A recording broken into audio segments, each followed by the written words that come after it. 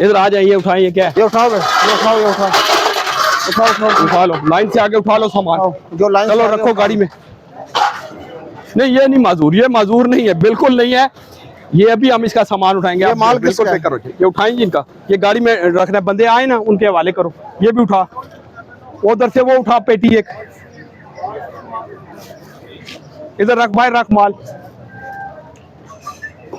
जी ये सब आप लोग रूटीन के साथ कर रहे होते हैं, लेकिन इसके बावजूद भी ये लोग बाज क्यों नहीं आते? सर वो मैं आपको बात पहले भी बता चुका हूँ कि ये जो इंक्रोच माफिया है, ये आदत आहिस्ता आहिस्ता जाती है। किसी चीज की भी आदत आप एकदम किसी की नहीं खत्म कर सकते।